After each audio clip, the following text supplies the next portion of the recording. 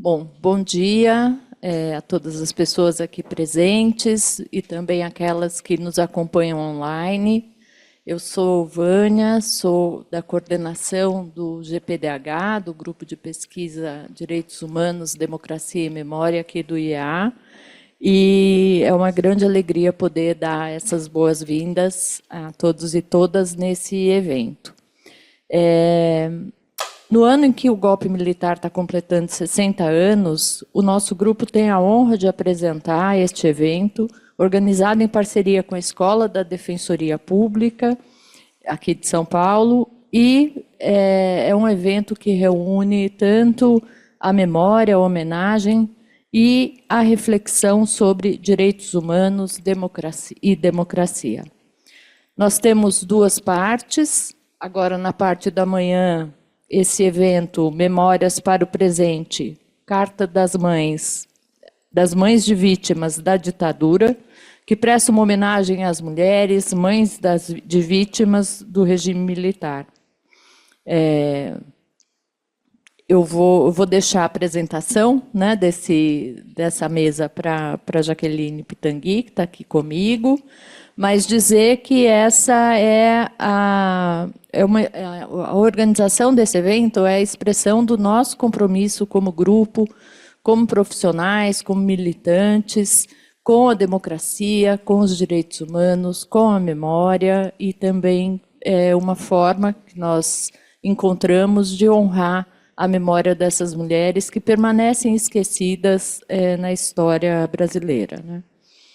O evento tem continuidade na mesa 60 anos do golpe, Memórias e Reflexos, que terá a presença do Bruno Paes Manso, que é pesquisador aqui do IEA e também do Núcleo de Estudos da Violência, aqui da USP, e que falará sobre o golpe de 64 e como ele desencadeou uma série de eventos que repercutem até hoje como ameaças à democracia brasileira, explorando as raízes históricas do milicianismo que caracteriza as forças antidemocráticas no país na atualidade. Essa mesa será transmitida apenas online, né, não será presencial, a partir das 15 horas, no endereço aqui no canal do IEA, iea.usp.br/ao vivo. Eu aproveito também para comunicar aqui, a pedido do Paulo Corrara, que é o coorganizador desse evento, que, como resultado desses dois encontros, será publicado um dossiê Direitos Humanos, Democracia e Memória, na revista da Defensoria Pública, aqui de São Paulo. E, então, estendo aqui o convite para quem tiver interesse em colaborar com esse dossiê, com artigos relacionados ao tema que nós vamos tratar aqui, o golpe, mas também outros artigos que sejam relacionados à democracia, a direitos humanos e memória. A submissão deverá ser feita até fevereiro de 25. Passando aos agradecimentos, e eu tenho uma lista bastante longa deles, para que esse evento pudesse acontecer hoje, organizado, eu diria, em tempo recorde, né, Jaqueline? Mas a gente está muito feliz que a gente conseguiu. E eu começo pelas nossas convidadas, a Laura Petit, a Vera Paiva, por terem prontamente aceito o nosso convite para participar nessa manhã. A presença de vocês, para nós, engrandece essa homenagem que nós estamos fazendo. E com ela expressamos o respeito e a solidariedade que queremos transmitir a todos e todas as familiares de vítimas do regime militar e da violência do Estado. Agradecemos também à diretora Lúcia Murat, que gentilmente concordou, né, e permitiu que o seu filme fosse exibido nessa manhã. Gostaríamos de tê-la aqui conosco, nós a convidamos para uma mesa de debate, mas, infelizmente, ela já tinha um outro compromisso fora do Brasil. A equipe da Imovision, que é a distribuidora do filme que nós vamos exibir, que também colaborou aqui para todos os trâmites e para que a gente pudesse ter a cópia do filme. A equipe, a comissão organizadora que trabalhou comigo para a organização desse evento, Amelinha Teles, Jaqueline Pitangui, Janaína Teles, Bruno Conder Comparato e Ludmila Murta. Eu também agradeço muito a colaboração de todos, né, e sem esse grupo não teria sido possível. O colega Paulo Corrara, que é coordenador do evento da tarde, pelos esforços na conciliação dos dois eventos e no apoio ao material de divulgação. Bruno Fedre, que gentilmente atendeu o pedido para produzir essa apresentação que a gente está assistindo aqui. Também prontamente acolheu o nosso pedido. Todas essas pessoas que eu mencionei são membros e membras do GPDH. Né? E nós agradecemos muito a todas pelo compromisso com as atividades do grupo. Não foi só o grupo que trabalhou, né? A gente teve aqui alguns outros apoios. O IEA tem um papel fundamental para a existência do nosso grupo e para manter vivo esse espaço de debate e fortalecimento da democracia e dos direitos humanos. Agradecemos à diretora Roseli de Jesus Lopes, a quem também homenageamos como a primeira mulher a assumir a direção aqui do IEA. Sandra Cedini, a secretária que faz toda a mágica acontecer, nos apoia, esclarece dúvidas, dá encaminhamentos, sempre com presteza e gentileza. Nosso muito obrigado, que eu estendo ao Sérgio e ao Aziz, da equipe técnica, que também nos apoiaram até aqui, e o Sérgio apoiando durante a transmissão. Marisa Sanematsu e Jacira Mello, da agência Patrícia Galvão, e a jornalista Mara Regia, do programa Viva Maria, da Empresa Brasileira de Comunicação, a EBC, que nos ajudaram com a divulgação do evento. E, finalmente, ao Paulo Endo e ao Andrei Koerner, que são meus colegas aqui na coordenação do GPDH e a quem eu agradeço pela parceria, pelo apoio e pela confiança.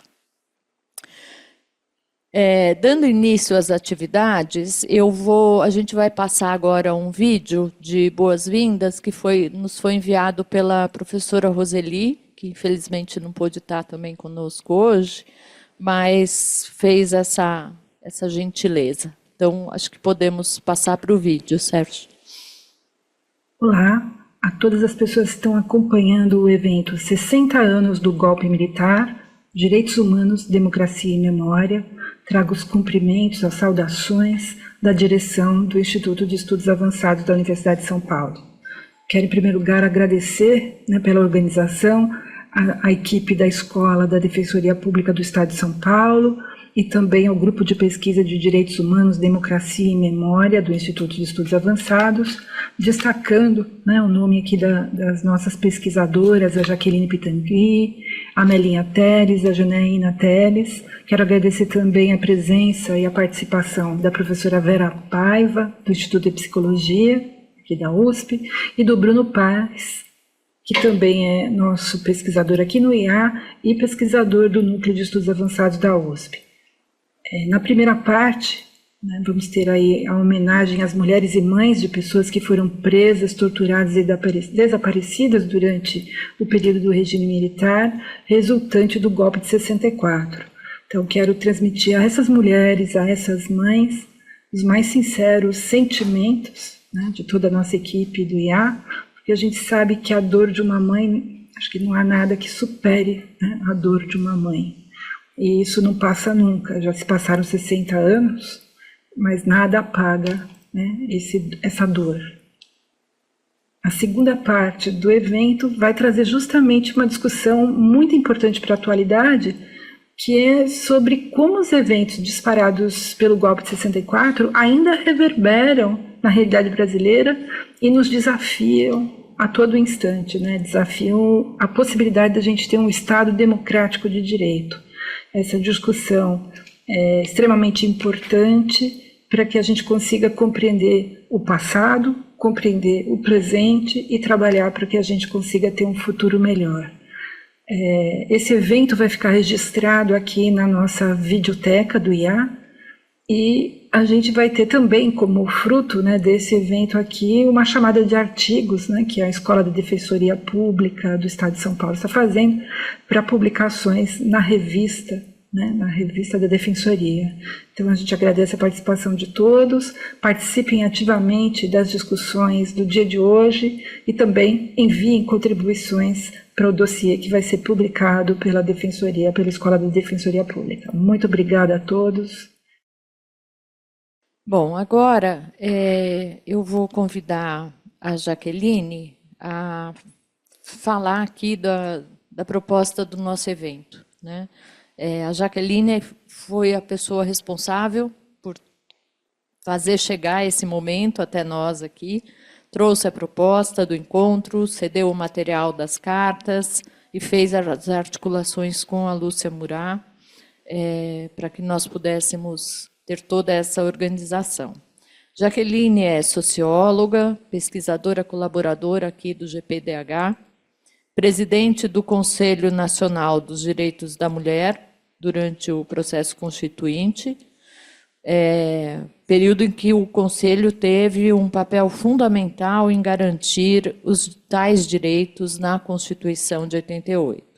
É fundadora e coordenadora executiva da CEPIA, uma organização da sociedade civil no Rio de Janeiro, membro da Comissão Nacional de População e Desenvolvimento e atua no movimento feminista há muitas décadas, algumas décadas, e publicou em 22, em coautoria com Branca Moreira Alves, o livro Feminismo no Brasil, Memórias de quem fez acontecer.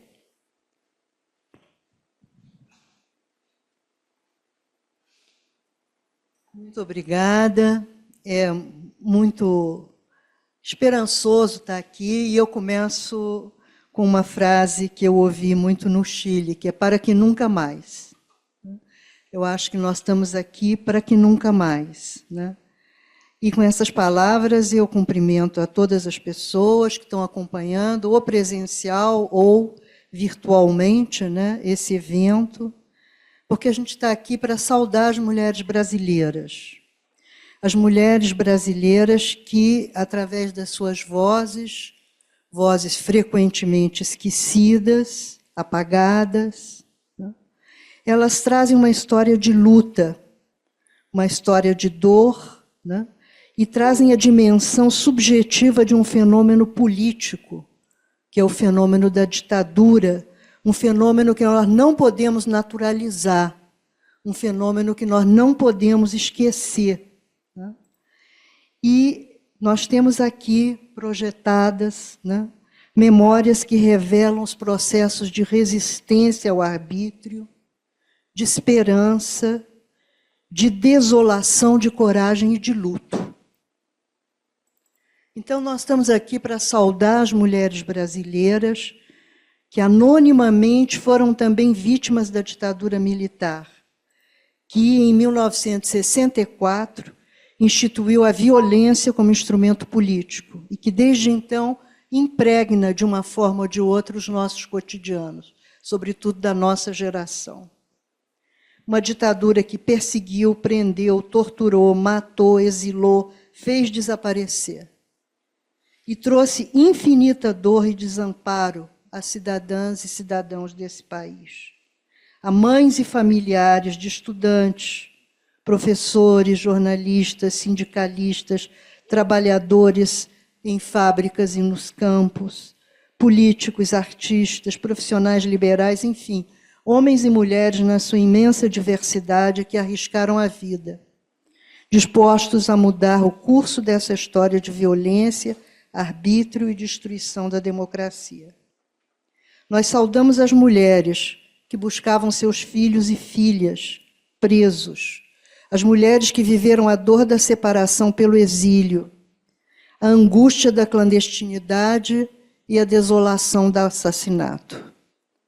Homenageamos essas mulheres que já não estão conosco, E isso significa reafirmar o nosso compromisso com a memória e o nosso compromisso com a democracia. Foi com esse objetivo que, com algumas amigas e algumas mulheres, nós nos reunimos no Rio de Janeiro e formamos um grupo de trabalho virtual, do qual participou também a Melinha Teles, Branca Moreira Alves e muitas outras.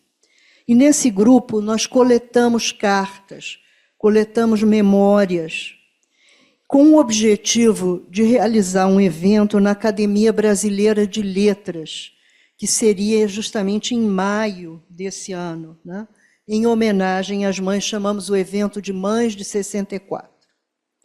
Por razões que fogem ao meu alcance, esse evento não foi realizado.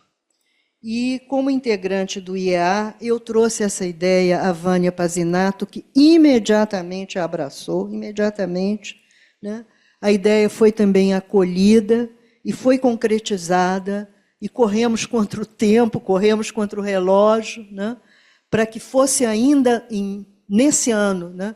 De 2024, nesse ano que o golpe marca os 60 anos, né, a possibilidade de realizar, né, essa busca de uma memória coletiva. Eu queria também agradecer a Lúcia Murad, né, que foi prisioneira política, que foi muito torturada e que cedeu, né, o seu filme O Mensageiro, que nós vamos poder assistir daqui a pouco, né? E eu queria agradecer a todas as pessoas do EA que participaram, né, na organização desse evento e, finalmente, né, colocar que nós estamos aqui para escutar as vozes dessas mulheres através das suas cartas, né, para que essas vozes sejam inscritas nessa memória política de dor, de resistência. Eu termino, então, com as palavras com que eu comecei, para que nunca mais, né? Para que nunca mais, e para que a violência do golpe jamais seja naturalizada na construção da nossa memória coletiva. Muito obrigada.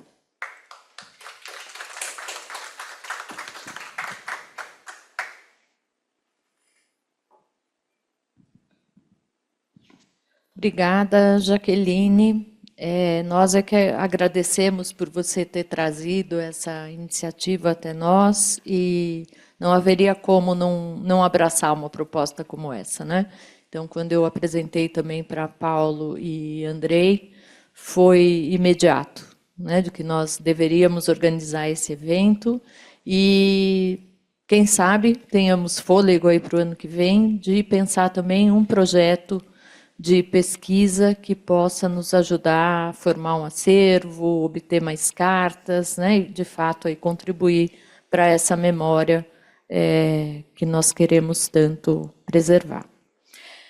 Agora eu gostaria de convidar a Laura Petit, que vai fazer a leitura aqui de trechos de cartas escritas por mães, né, enquanto estavam aí à procura de seus filhos.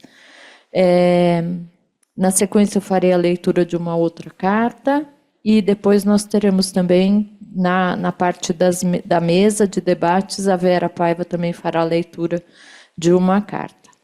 Laura Petit da Silva é irmã de Maria Lúcia Petit, Jaime Petit e Lúcio Petit, desaparecidos na guerrilha do Araguaia. Cursou graduação e licenciatura em Ciências Sociais aqui na USP, fez pós-graduação na Unicamp, Pedagogia, Administração e Supervisão Escolar na Uninove e é diretora aposentada de Escola Municipal aqui em São Paulo. Membro do Comitê Brasileiro de Anistia e da Comissão de Familiares de Mortos e Desaparecidos Políticos. Em 2010, foi depoente na audiência de julgamento no caso Gomes Lund, desaparecidos da guerrilha do Araguaia, na Corte Interamericana de Direitos Humanos da OEA. Por favor, Laura.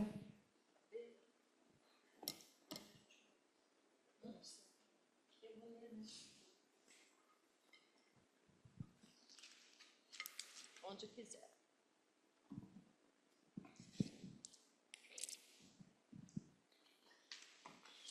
Bom dia, eu agradeço a todos o convite e me sinto muito honrada em ler uma carta de uma mãe que foi símbolo de uma busca incansável, que viveu até 105 anos, e durante 45 anos ela não perdeu a esperança de perguntar: onde está meu filho?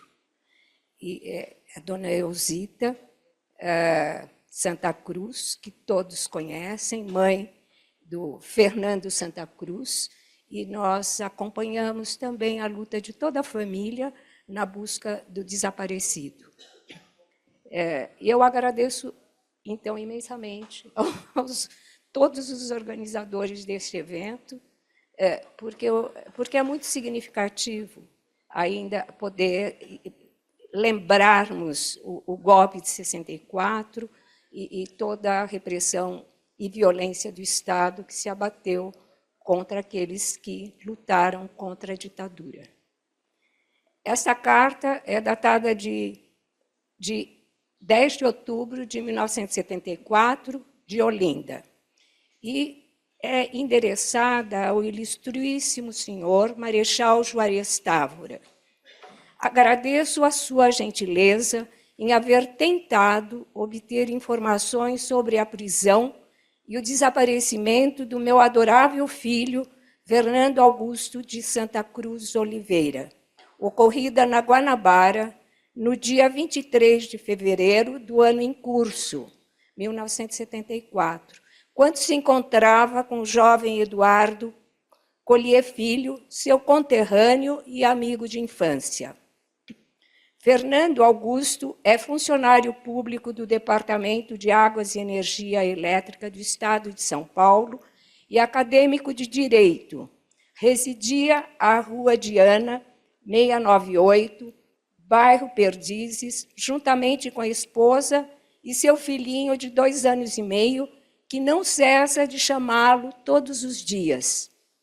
A partir da detenção, todos os esforços foram empreendidos junto aos órgãos de segurança dos estados da Guanabara, São Paulo e Pernambuco.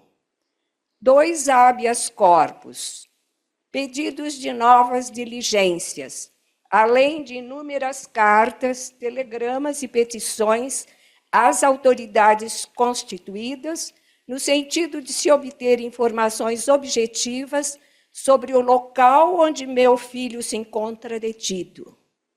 Qual a autoridade responsável pela sua custódia? E quais as acusações que pesam contra ele? Todos os esforços resultaram infrutíferos. Entretanto, militares, civis e instituições receptíveis ao nosso angustiante apelo prestaram informações de caráter informal e confidencial, que confirmam de maneira inequívoca a prisão de meu filho. Inúmeras vezes, senhor Marechal, acreditamos tê-lo encontrado. A primeira foi no dia 14 de março, quando comparecemos ao DOI, à Rua Tomás Carvalhal, órgão subordinado ao 2º Exército, de São Paulo. Nesta mesma ocasião, a advogada Mércia Albuquerque, residente e domiciliada em Recife, Pernambuco, informava que não havia motivo para se temer pela integridade física de Fernando, que assegurava que o mesmo se encontrava detido no DOI, a Rua Tomás Carvalhal, na cidade de São Paulo, que meu filho havia necessitado de cuidados médicos e sua prisão seria legalizada, tendo em vista que ele havia sido detido para averiguações. No DOI do 2º Exército, ocorreu em resumo o seguinte episódio. Recebidas no dia 14 pelo carcereiro de plantão, que atendia pelo nome ou alcunha de Marechal, informou diante de outras famílias ali presentes que meu filho se achava detido naquele local, mas que só poderia receber visitas no domingo seguinte, 17 de março. Entretanto, o referido carcereiro recebeu as sacolas contendo alimentos e objetos de uso pessoal. No domingo 17 de março, comparecemos ao DOI e certos de que nos avistaríamos com meu querido filho, conforme prometido, fomos comunicadas por um funcionário que atendia pelo nome de Dr. Homero, de que Fernando ali não se encontrava, tratando-se tudo de um lamentável equívoco, ocasião em que foram devolvidas as sacolas, e acrescentou que deveríamos nos dirigirmos ao comando do 2º Exército, pois ele não estava autorizado a prestar informações sobre presos.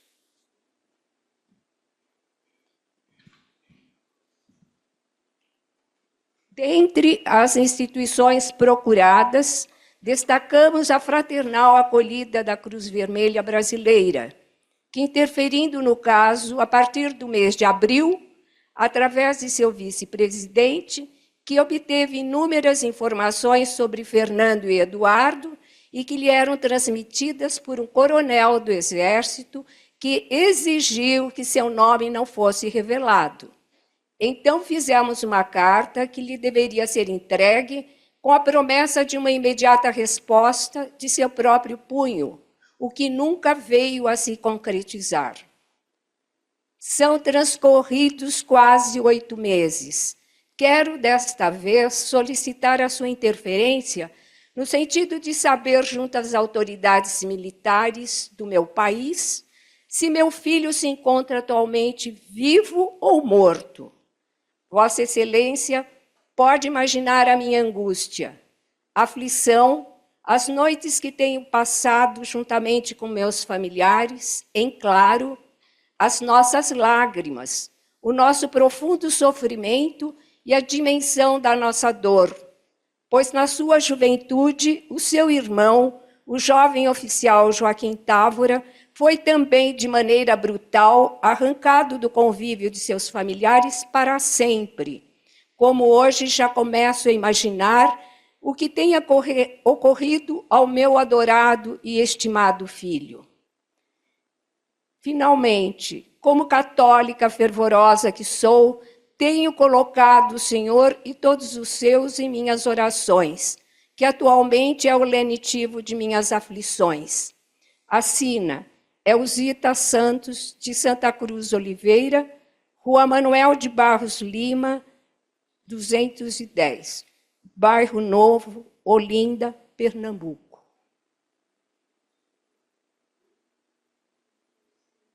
E eu acrescentei essa generosidade da dona Elzita de ainda orar por eles.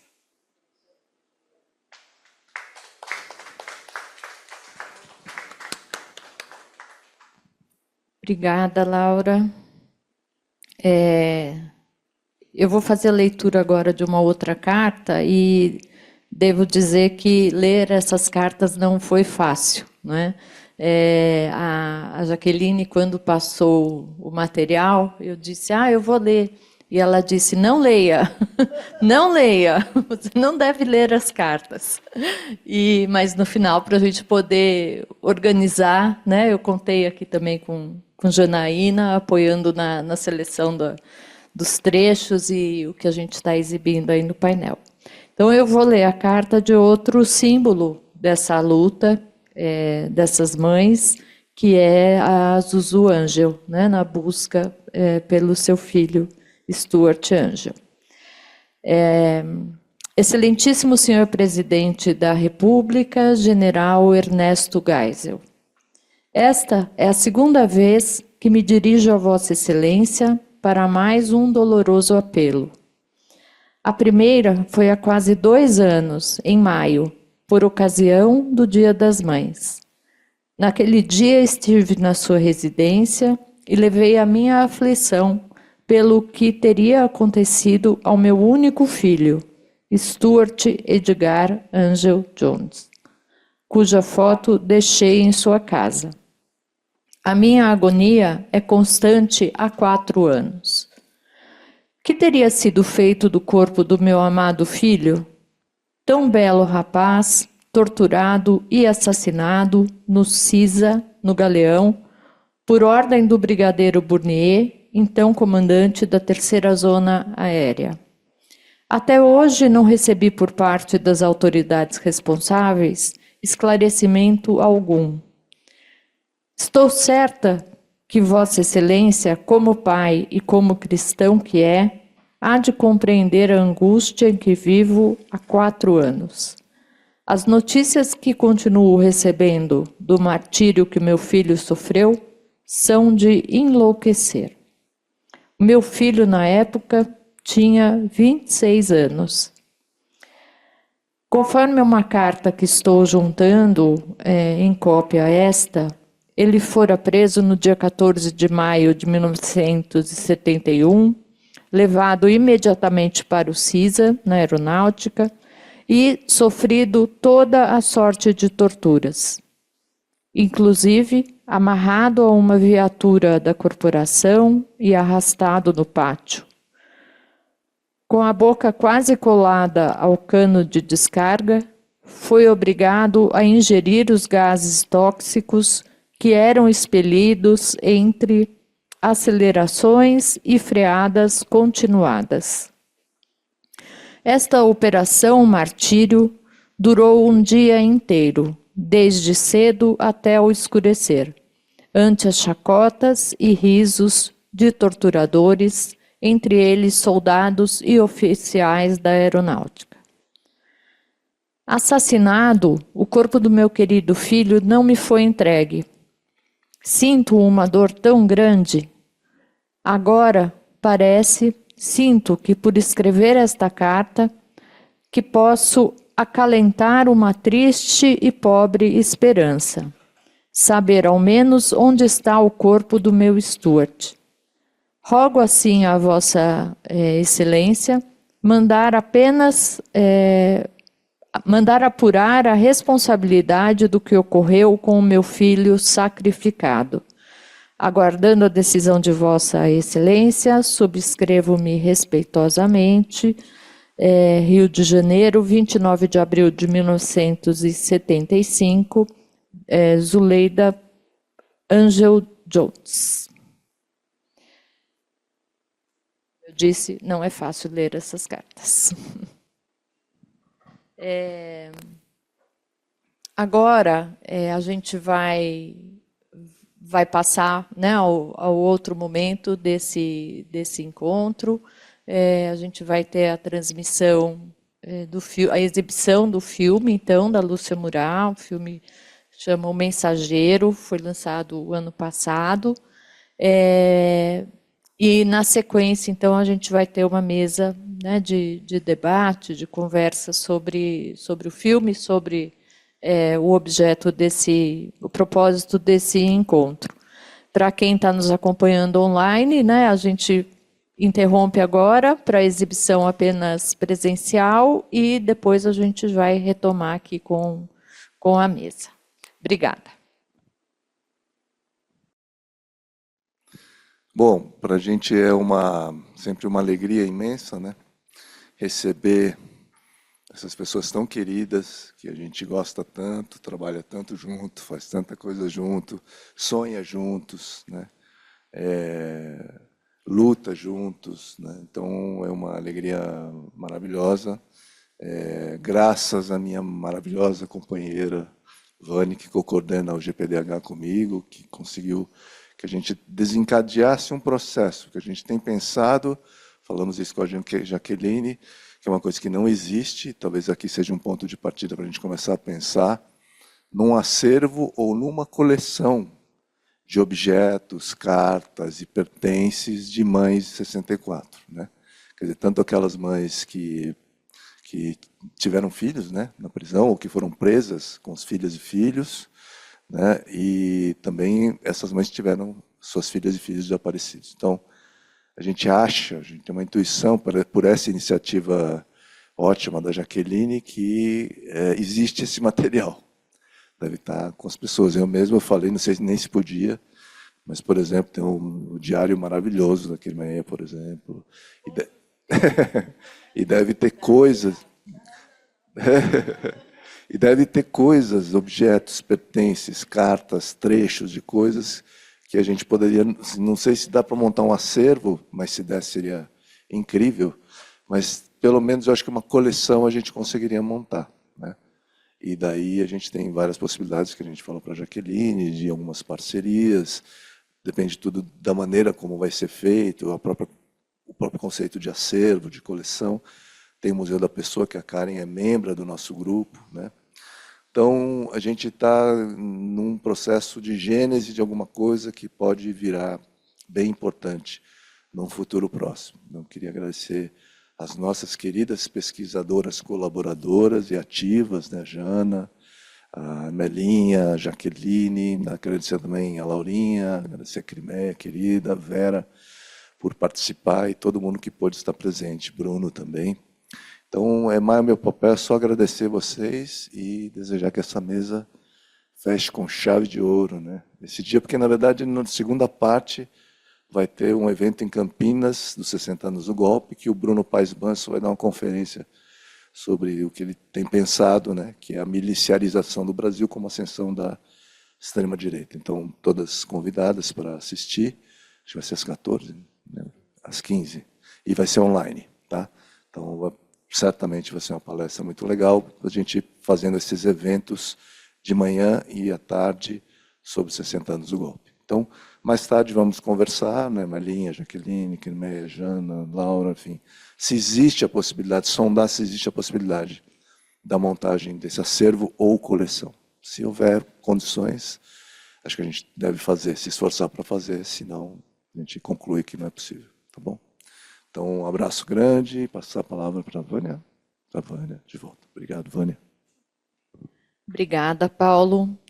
Agora a gente vai, então, compor essa mesa final, que vai ser coordenada pela Amelinha Teles, que também vai falar.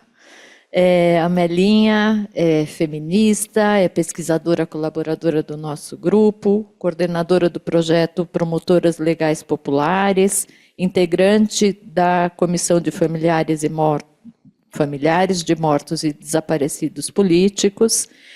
E isso foi o que ela pediu para eu falar, mas aí eu acrescentei aqui que ela é também autora de vários livros, e o mais recente deles, Contos da Cela 3, Memórias de uma Presa Política na Ditadura. Vera Paiva, filha de Eunice e Rubens Paiva, professora titular do Instituto de Psicologia aqui da USP, fundadora do Núcleo de Estudos para a Prevenção da AIDS e da Rede de Pesquisa Solidária COVID da USP. Representou a sociedade civil no Conselho Nacional de Direitos Humanos. Desde 2015, é representante da sociedade civil na Comissão Especial de Mortos e Desaparecidos, fundadora do DCE Livre Alexandre Vanucchi Leme, em 1976, quando era aluna de graduação.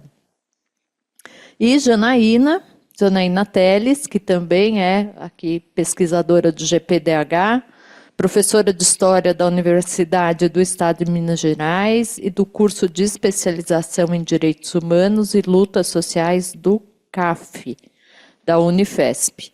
É coordenadora do Centro de Memória Social da Universidade Estadual de Minas Gerais, componente da Comissão de Altos Estudos do projeto Memórias Reveladas do Arquivo Nacional, autora do livro Herdeiros da Memória, os testemunhos e as lutas dos familiares de mortos e desaparecidos da ditadura militar. O livro será publicado em 2025. Então, por favor, a gente tem aproximadamente meia hora para essa mesa. 10 minutos. Tá, obrigada. Olha, vamos sentar aqui então, né? Quem que é a gente que vai sentar aqui? A Janaína e a Vera, por favor. Não sei. Não sei se a gente tem participação online, mas se alguém quiser enviar alguma pergunta, comentário, tem um endereço aqui, iearesponde@usp.br. Podem mandar as perguntas que serão repassadas aqui para a mesa. Bom, gente, boa tarde. Eu primeiro queria dizer o seguinte, que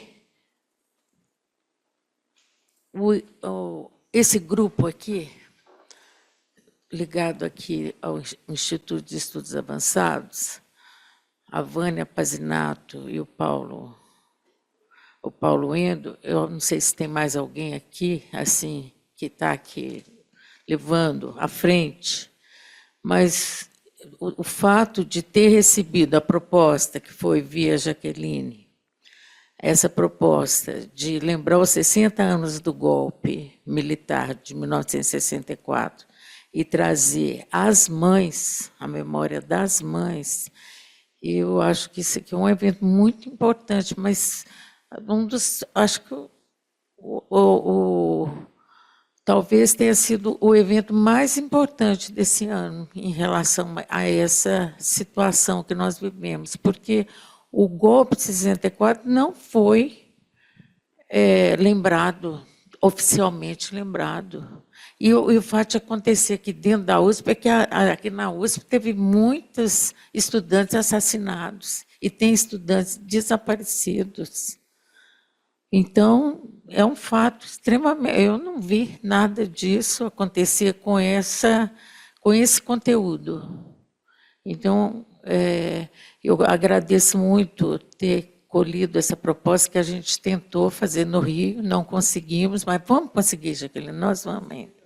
A gente faz 61, faz 62, enfim, vamos tocando, para frente.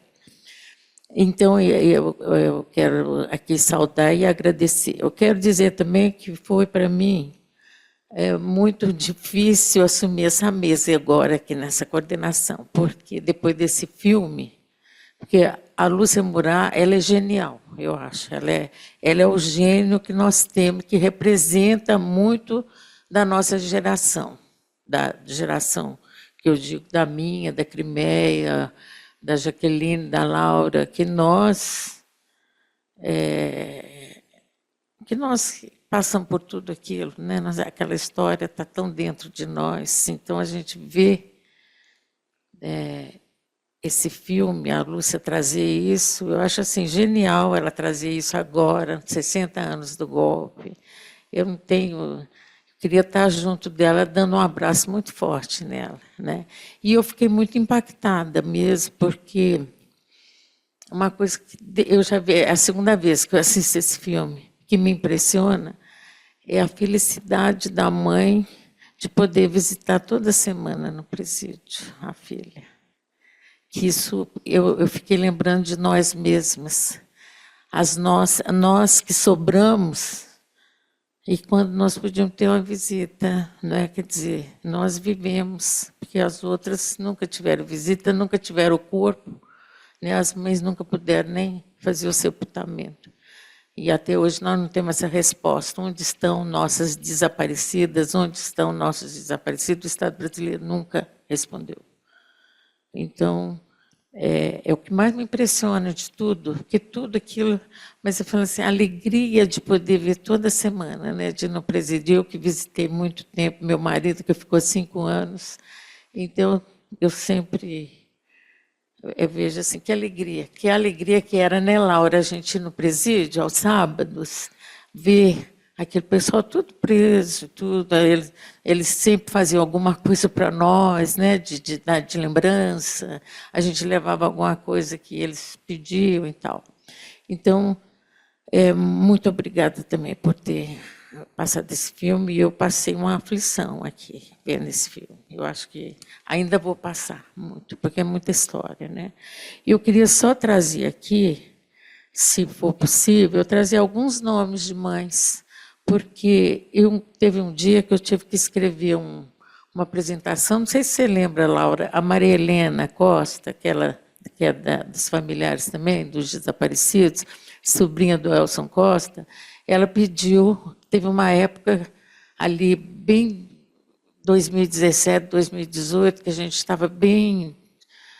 A gente sempre está numa situação difícil, né, nós familiares, mas ali estava assim, sem saber o que fazer, ela resolveu fazer um livro. Então, ela fez um livro que chama Memórias Afetivas dos Familiares, né?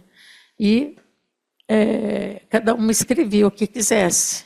E eu escrevi um texto que ela colocou na apresentação. Então, eu queria ler, é rapidinho. Minhas memórias afetivas são dedicadas às mães, esposas e companheiras, filhas, irmãs, amigas de parentes ou não de militantes políticos que ousaram se opor à ditadura militar e por isso foram sequestrados e mortos. Muitos deles encontram-se insepultos até os dias de hoje por não terem seus corpos entregues aos seus familiares. Maria Augusta Capistrano, essa foi a primeira que eu conheci dos desaparecidos.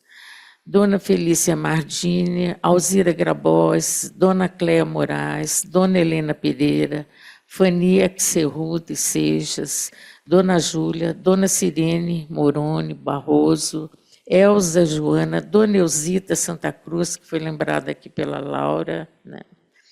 Clarice Herzog, Dona Aglaé Costa, Esmeraldina Carvalho Cunha, Zuzu Anjo, Dona Egle Vanucci, Dona Carmen Mortati, Dona Iracilda Lisboa de Moura, Suzana Lisboa, Crimé Almeida, Mariluce Moura, Laura Petit, Rosalina Santa Cruz, Dona Ermelinda Bronca, Dona Lídia Romano, Diva Santana, Dilma Alves, Lucinha Alves, Amparo Araújo, Yara Xavier Pereira, Helenalda de Souza Nazaré, Eunice Paiva, Zilda Xavier, Sônia Haas, Naissandi de Araújo Barret, Damares Lucena, Thelmas Lucena, Maria Madalena Cunha, Maria Helena Molina de Carvalho, Dona Adalgisa Bicalho Lana, Elba Gomes Goulart, Dona Anaísa Cardoso,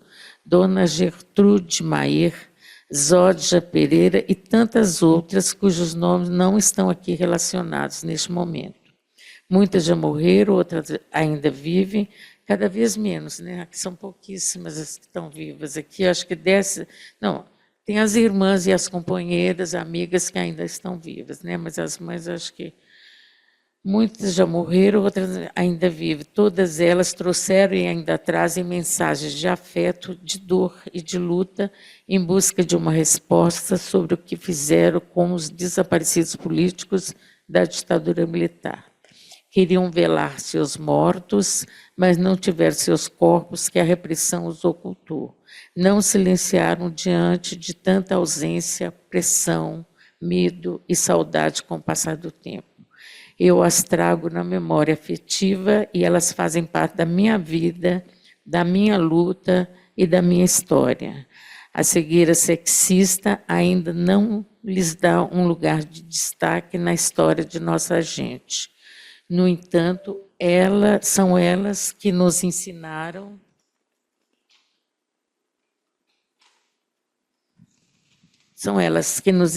e que ensinam que há muita dignidade na busca da verdade e da justiça. Ensinaram e ensinam que a busca de uma pessoa desaparecida é um ato permanente de honrá-la, dar-lhe um lugar na memória, é abrir caminhos para que seja lembrada sempre como uma pessoa querida. Em cada encontro com estas pessoas, parentes de desaparecidos, há um processo de ensinamento que nos remete a Júlio Fuchik, de que as pessoas desaparecidas eram pessoas e tinham nomes, tinham rostos, desejos, esperanças. Juntai com paciência as testemunhas daquelas pessoas que tombaram por eles, por elas e por nós. Assim, essas mães e parentes nos trazem lembranças bonitas de seus entes queridos, que tiveram suas vidas ceivadas por defenderem liberdade e democracia. Afeto, solidariedade, saudades e carinhos fazem parte de seus espaços de encontros e reencontros. Então, Agora eu passo a palavra para a Vera ou para você? Qual primeiro? Então, Vera. A Vera está com pressa, que ela disse que vai dar aula, né? Mas agora, Vânia, você conta 10 minutos, por favor? É. Então, bom te ouvir, como sempre. E, enfim, estou falando ainda sobre o impacto do filme, né, que é forte. E, na verdade, eu estava aqui pensando no impacto de 2 filmes, né, porque eu acabei de assistir, na sexta-feira à noite, o lançamento do Ainda Estou Aqui, aqui em São Paulo, né, e que é a história, essa história, um pouco tendo como personagem minha mãe, né, e que é conhecida como esposa de, né, eu só queria ressaltar isso, mas se vocês verem o filme, vocês vão ver muito mãe, tá certo? 90% do que ela fez foi como mãe, né, não só da Eliana, que foi presa também, mas pensando como mãe, né, essas e tudo. Várias, vocês vão ver o filme, tá? Que é forte, emocionante e que e ela sempre comentou que, e meu pai, eu lembro disso também, eu era razoavelmente grande já, eu tinha 15 para 16, 17 anos, no período pré e pós, né, a situação. O envolvimento dele, como de muitas pessoas que vocês vão ver no filme, era para ajudar os jovens, tá certo? Não importa de que partido político, de que origem, tá certo? O compromisso, eles eram mais velhos, né? Meu pai foi preso com 41, né? 40 para 41, né? E o compromisso deles e de boa parte da geração que foi presa também naquela época, etc., era com aqueles jovens que estavam... Eu quero que vocês vejam essa cena do filme e lembrem do que eu estou falando, né? Que estavam fazendo um trabalho importante para o país, tá certo? Né? Jovens que dormiram no meu quarto, escondidos, tá certo? Né? Que eu sei que eram de diferentes partidos políticos. Algumas organizações tentaram localizar meu pai nessa ou naquela organização. Ele não era de nenhuma, e eu sei, porque eu sei todo mundo que passou pela casa. Eu conheço pessoalmente gente que passou por lá, né? Então, só ressaltando, né, a importância do papel das mulheres na resistência, não só na luta, né, no caso da geração de vocês, né, e da minha, mais tarde, fundando o DCL Alexandre Vanucchi Leme, em plena ditadura, etc., né, mas o papel que essas mulheres tiveram na preservação da memória, né, que é uma tarefa que não se completou até hoje. Nós levamos 18 meses pressionando o governo Luiz Inácio Lula da Silva para reinstalar a Comissão Especial de Mortes e Desaparecidos Políticos. Fomos para lá, frequentemente, poucas mulheres, se vocês lembram, né? E eu digo, não importa, as mães de maio eram poucas rodando ali na sala, nós vamos ser poucas rodando aqui, passeando na frente do Palácio do Planalto. Não sei se vocês chegaram, lembram dessas fotos da gente lá. Tá certo? Não importa. Mas, assim, 90% são mulheres que seguram a memória e a verdade, né, e a busca, né, pelos restos mortais, como fez minha mãe a vida inteira, muitos de nós ainda fazemos, e eu, na Comissão Especial de Mortos e Desaparecidos, estamos tentando ainda garantir um enterro digno, né? A gente ainda tem a sorte, a gente sempre fala, de ter tido... porque ele é o único parlamentar desaparecido, no caso do meu pai, não era mais parlamentar quando foi preso, já fazia tempo, né? Mas ele tem um busto, né? Tem da iniciativa do Paulo Teixeira, lá entre a Câmara e o Senado, que foi um primeiro marco de memória, que foi reproduzido pelos sindicatos engenheiros, do qual ele fez parte, no Rio, na frente do DOI-CORE. Mas quantos de nós temos marcos de memória que merecem estar para a gente tropeçar, como a gente faz em outros lugares do mundo, como no Chile, como na Argentina, etc., né? Que é um pouco a minha dedicação específica, né, daqui para frente, né?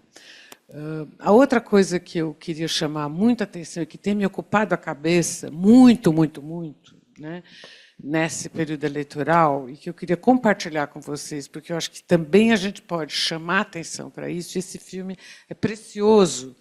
Esse que a gente viu é fortíssimo, tá certo? Nessa direção, é que nós somos família. A família não pode ser uma pauta da direita. E a gente não pode ser acusado de ser antifamília. A gente calou a boca em relação a isso. O que vocês viram nesse filme e o que a gente mostra, que a minha família mostra a vida inteira, é que nós somos família, tá certo? E religiosos. A religião e a família não é da direita. É impressionante a presença da religiosidade desta família. E na minha família também, em várias famílias, nós deixamos esta pauta ser apropriada e estamos eternamente sendo acusados de ser antifamília. Certo? Tá? Eu só assim quero ressaltar muitíssimo isso, que a gente precisa recuperar esta conversa. Que papo é esse de que nós não somos família? O que é a luta das mães em busca dos filhos? O que é a busca da minha mãe, né, atrás do corpo, do seu amor? Eu tinha até separado uma carta, não vou ler, porque não faz o menor sentido depois desse filme, mas eu vou escrever sobre isso, garanto, porque recém recuperamos do arquivo da Dalva Gasparian, que era muito amiga da minha mãe, né, e que a filha dela me deu, as cartas que elas trocavam do exílio, né? O Gasparian foi exilado, meu pai não quis ir, vocês vão ver no filme. Tá certo? Achou que não ia acontecer nada com ele. Tá?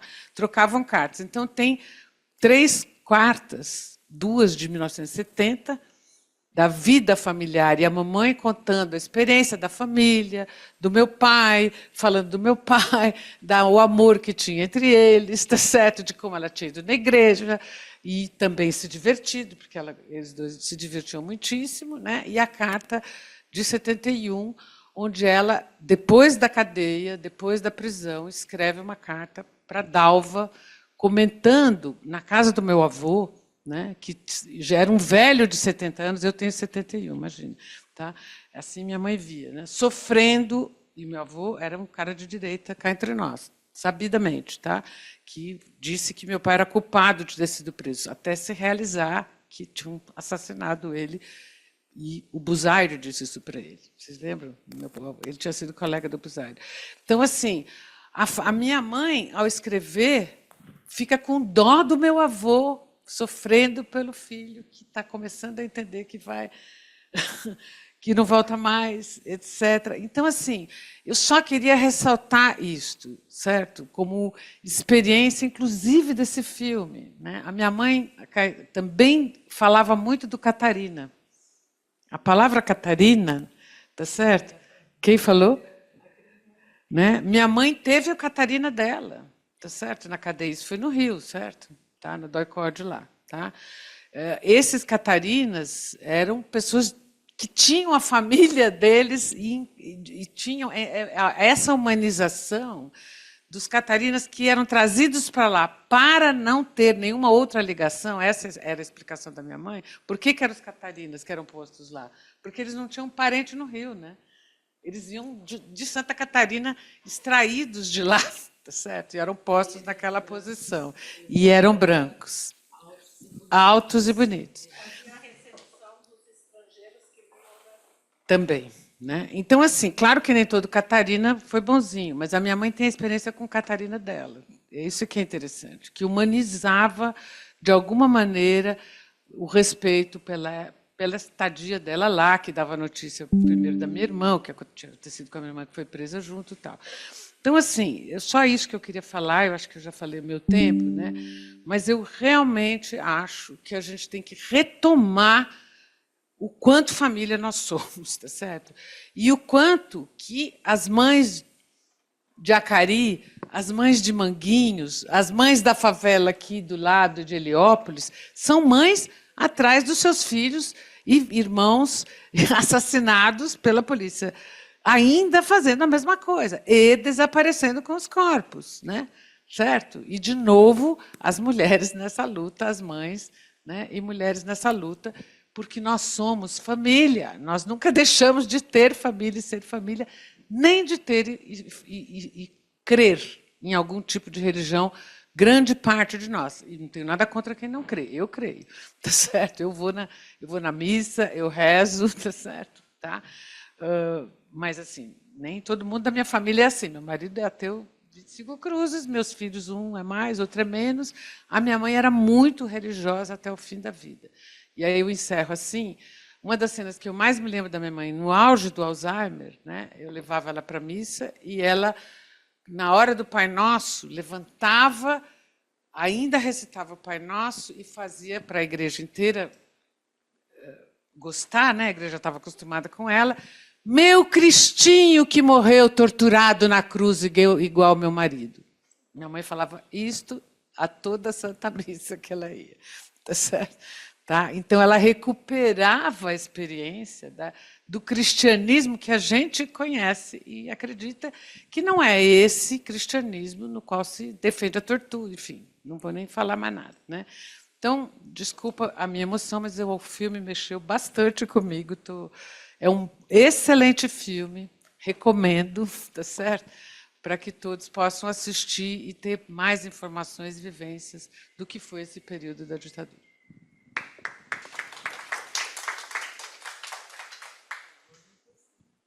Sim, agora sou eu.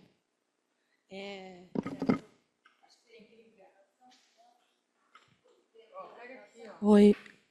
Não está funcionando. Eu só queria o PowerPoint. Não, já está. Então, gente, vai ser difícil falar em 10 minutos sobre o filme e sobre as cartas, mas vou tentar. Queria agradecer muito a Jaqueline, ao IA, a Vânia, né, por ter aceitado essa proposta, por ter trazido as cartas. Né. Eu escrevi o meu mestrado há 19 anos sobre as mães, sobre os familiares, e agora vai virar livro. Tem muitas cartas também, mas eu fiz 32 entrevistas com mães, com irmãs, com alguns pais, poucos pais e irmãos, porque essa luta é uma luta que sempre foi, como disse a Vera, predominantemente de mulheres. E dá para ver até são poucas fotos, mas dá para ver nas fotos que são mulheres que estão aqui na frente, né? Que eu saiba, só tem uma mãe, que é essa aqui, acho que não tem luzinha vermelha aqui, essa do meio, que é a Alzira Grabois, que é a mãe, casualmente, a mãe do meu tio, André Grabois, que tem o marido também desaparecido na guerrilha do Araguaia, o Maurício Grabois, e o genro, o Gilberto Olímpio Maria. Né? As outras são esposas, irmãs e amigas. Essa aqui, por exemplo, que era do Grupo Tortura Nunca Mais do Rio, eu esqueci o nome dela, mas ela era militante do grupo, mas não era parente. Né? Enfim, mas há uma luta de mulheres. Lá atrás, a gente vê a Vilma Alves, esposa do Mário Alves, que lutou muito também, a Márcia, irmã do Fernando Santa Cruz, que está aqui com o cartaz do Fernando Santa Cruz, que a gente, né, leu a carta da mãe. Então, eu trouxe essa foto, é uma passeata do Rio de Janeiro, em 1980. Você vê que elas estão lutando contra a Lei de Segurança Nacional. Enfim, eu acho uma foto histórica muito bonita. Essa é a mãe do Edson Luiz, no dia do enterro. Dá para ver como que é uma foto absolutamente, né, sofrida. Tem algumas poucas fotos desse tipo, exatamente assim. Né, tem uma da Clarice Herzog, que eu não conseguia achar para colocar aqui, mas bem exatamente nesse momento, assim, né? Bom, enfim, as cartas, os depoimentos que eu colhi e outros que a gente tem no arquivo, por exemplo, da Comissão de Familiares, contam essa história da agência, né, desse esforço político das mães e das mulheres por encontrar respostas sobre os desaparecidos ou mesmo sobre os mortos, né? De elucidar como essas pessoas morreram, quem são os responsáveis, né? Então são as cartas e os testemunhos contam essa história, né? E um pouquinho aqui a gente viu, sobretudo, da mãe, né, do Fernando Santa Cruz, mas também da própria Zuzu Ângelo, né, como ela mandando carta e indo à casa do Geisel, né, e logo depois foi assassinada. Bom, são tantas coisas. Essa é uma passeata que as mães fizeram em São Paulo, quando Videla veio ao Brasil, em 80 também, né, e aí elas puseram roupas pretas e os panuelos imitando as mães da Praça de Maio. Mas o que eu acho importante, né, quando eu fiz essa pesquisa, e geralmente eu volto para ela, como estou voltando agora, né, é que elas fizeram a gente repensar o universo político e a própria resistência à ditadura militar. Então, a gente tem uma corrente na historiografia que diz que a resistência à ditadura foi... a resistência ao golpe, a própria ditadura, não foi tão expressiva assim.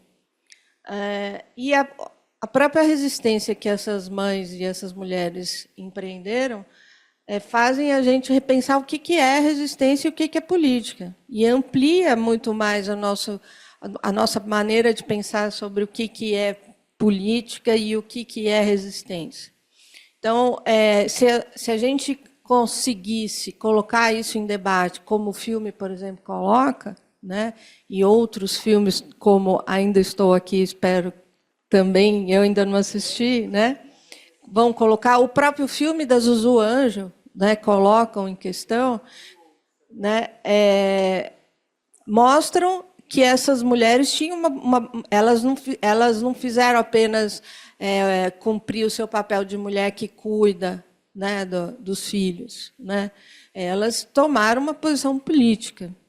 Então, a gente, na universidade, muitas vezes aprende que essas mulheres não fizeram mais do que cumprir o seu papel de mulheres.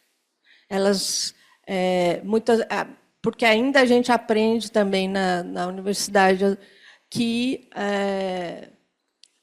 desde a Grécia Antiga, as mulheres não fizeram nada além de cumprir o seu papel de mulher, que é cuidar dos filhos, do interior, da casa, né?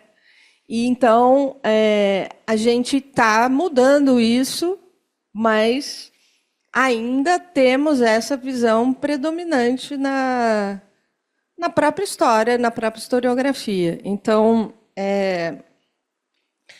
a gente sabe, né, que a política é uma atividade nobre porque é a atividade por excelência dos homens desde a Grécia Antiga, né? E é a atividade que as mulheres tiveram mais dificuldade de assumir, justamente porque é a atividade masculina por excelência. Então, ainda a gente vê a própria representação feminina ou das mulheres no Congresso Nacional na atualidade. É pífia, né? Então, por outro lado, quer dizer, a gente pensar nessas cartas e nesses testemunhos, essa é a mãe do Joel Vasconcelos, que eu sempre esqueço o nome dela, Elza Joana, também naquela passeata da foto inicial, né, no Rio de Janeiro. 1980. Vejam que elas estão pedindo constituinte, que elas estão falando, né, fim da Lei de Segurança Nacional, temas que até recentemente eram bastante atuais, né? A Lei de Segurança Nacional durou até 2007, gente. A versão de 83 durou até recentemente. Então, então vejam que a coisa não é fácil nesse país. Mas, enfim, esse trabalho solidário no espaço público, né, exigia muita coragem, que para Hannah Arendt, já que a Hannah Arendt foi citada, vale a pena dizer que era a virtude política cardeal. Mas a Zuzu Angel falava assim, eu não tenho coragem, eu tenho legitimidade. Pois é, já nem não dá tempo de falar metade do que eu queria. Mas, enfim, ela falava isso, eu não tenho coragem, eu tenho legitimidade. Né? E essas mulheres muitas vezes falavam isso, quer dizer, eu sou a mãe, eu vou mesmo lá para frente, vou na porta do DOI-CODE e eu quero saber do meu filho, não interessa. Né? Quero, como essa mãe do filme, né? Quer dizer, se eu quero mantê-la viva, eu tenho que bater na porta todo dia e perguntar, e perguntar, e perguntar. Né? Mas as cartas e os testemunhos dessas mães e dessas famílias, elas nos colocam uma questão sobre existe um caráter coletivo dessa memória individual? Quer dizer, existe uma memória, uma representação do passado relativa às mães e aos familiares no Brasil? Né? Essa memória coletiva coincide com a memória oficial ou coincide com a memória do campo democrático ou do campo progressista? Eu acho que, situando o filme da Zuzu Angel e agora o filme da Lúcia Murat e Ainda Estou Aqui, a gente tem pouquíssima presença dessas mães na memória coletiva do Brasil, né, e dessas mulheres. A gente tem pouquíssima, a gente sabe muito pouco dessa história delas, né, da nossa história. Então, a gente vai no Memorial da Resistência, por exemplo, e na linha do tempo, onde se conta a história da resistência à ditadura, não está lá a crise dos desaparecidos de 75, que eu queria contar rapidamente aqui para vocês. Você vai lá na cela onde tem a memória aos mortos e desaparecidos que morreram no DOPS, e você vê lá imagens rápidas assim dos 5 que morreram lá, com dados errados. Por exemplo, o Olavo Hansen não era do PCB, ele era do PORT, mas lá está dizendo que a militância dele era PCB, e não mostra os companheiros dele falando dele, não mostra os amigos ou os parentes contando quem era ele. Né? A gente pediu para pôr as fotos de todos os mortos e desaparecidos de São Paulo, ou testemunhos dos parentes. Aí, o que a museóloga anterior pôs? Pôs 62 máscaras brancas sem rosto, brancas. Quer dizer, é um segundo ou um terceiro apagamento da história dessas pessoas, porque elas tinham um rosto, elas tinham um nome, elas tinham história. E ficou lá anos na cela essas máscaras brancas lá. Então, a gente percebe, né, a gente vê cotidianamente o apagamento dessa história. E ele está lá todo dia, está lá na cela, a gente vê o apagamento ativo sendo construído. Né? Então, eu quis colocar aqui o símbolo maior dessa memória das mães, que é a Zuzu Angel, né? Que até recentemente eu vi professor historiador da USP falando que havia dúvida se ela tinha sido assassinada ou não pela ditadura, sendo que já foi provado pela Comissão Especial de Mortos Desaparecidos em 96 que ela foi assassinada em 1996, né? Mas em 2014 ainda existia dúvidas sobre isso para professores da USP. Então, eu fiz um artigo, né, que eu colocava, olha, quando eu vi que havia dúvidas, eu falei, eu vou escrever um artigo, né, porque não é possível que ainda haja dúvidas de que ela foi assassinada. E aí eu coloquei de Mater Dolorosa a Mártir da ditadura.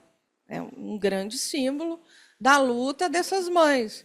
Mesmo que fosse uma característica da Zuzu, que ela, se por um lado ela tinha consciência da importância dela como estilista, da projeção internacional que ela tinha, né, ela também tinha dificuldade, e a própria Lúcia Murat, quando eu entrevistei ela para o meu doutorado, ela fala que a Zuzu Angel tinha dificuldade de travar uma luta coletiva.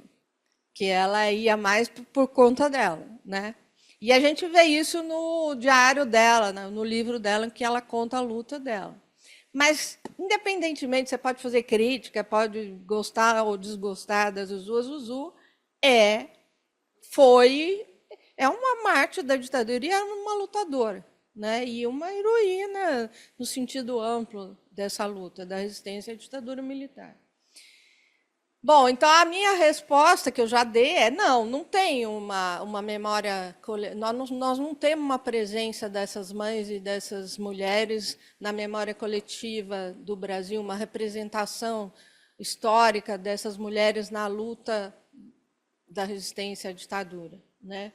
E isso por quê? Porque no Brasil não teve elaboração traumática coletiva do luto, né? Não teve o caráter social que teve na Argentina, no Uruguai, no Chile, né? Não existe incentivo, né, para que nós familiares, né, possamos expressar a dor dessas perdas socialmente, né, que a gente possa fazer o trabalho de luto socialmente. Nós não temos esse incentivo. Haja vista que, infelizmente, esse ano, fazendo 60 anos do golpe, o presidente da República indicou que não é para dar andamento ao projeto de criar o memorial da ditadura, não sei como seria o nome, inspirado no Museu da Memória do Chile, né?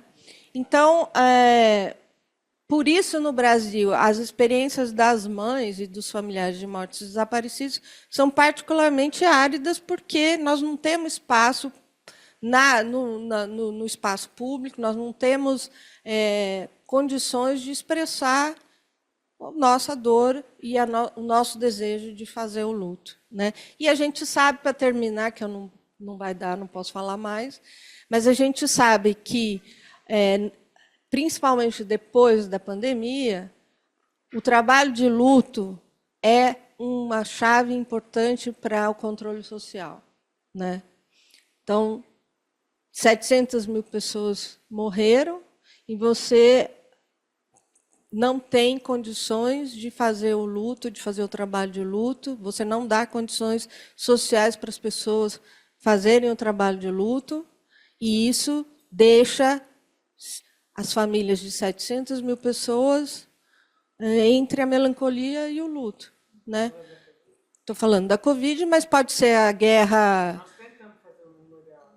Pois é, mas nós ainda estamos... Estou só falando da força, né, que tem você vetar socialmente que uma sociedade faça o trabalho de luto, e nós temos essa dificuldade em relação à ditadura. E o trabalho de luto em relação ao trauma histórico, não é só em relação aos mortos e desaparecidos, que hoje somam mais de 10 mil pessoas, né, e o fato do Brasil não assumir que nós temos pelo menos 10 mil mortos e desaparecidos da ditadura é outro aspecto muito importante que nos impede de fazer o trabalho de luto sobre a ditadura militar. E daqui eu me despeço, infelizmente, não vou poder contar várias coisas que eu queria contar, mas está aí as fotos, pelo menos, para vocês verem. Obrigada.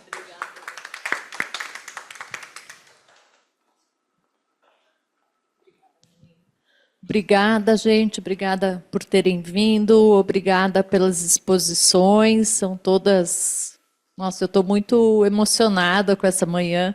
Eu sabia que seria muito lindo e muito emocionante enquanto estava organizando, mas eu acho que eu subestimei total o impacto, né? O filme, essa mesma imagem, né? E essa fala que a Melinha trouxe, de quando ela fala da felicidade de poder continuar visitando a filha na cadeia, também me chamou muito a atenção e me emocionou muito. Bom, todas as falas só acendem ainda mais o nosso desejo de poder trabalhar com esse tema, né, de poder fazer o acervo ou a coleção aí dessa memória, né, como o Paulo falou, é algo que a gente já vai projetar aí para 2025 no grupo. Também né, nos provoca a pensar nessas mães ainda hoje, né, as mães nas filas do presídio, as mães de maio de 2016, as mães das crianças desaparecidas, continuam sendo as mulheres, né, continuam sendo as mulheres, as mães que fazem a resistência, que cobram respostas do Estado e que são vítimas também, né, da violência desse Estado. Então, isso reforça o nosso compromisso também com essa luta. E já deixo aqui o gancho para que, então, assistam hoje à tarde a conferência do Bruno Paes Manso, que vai justamente falar dessa continuidade, né, dos efeitos de 1964 até hoje, e que eu acho que vai também nos provocar mais ainda nessas reflexões. Muito obrigada e um bom dia a todas.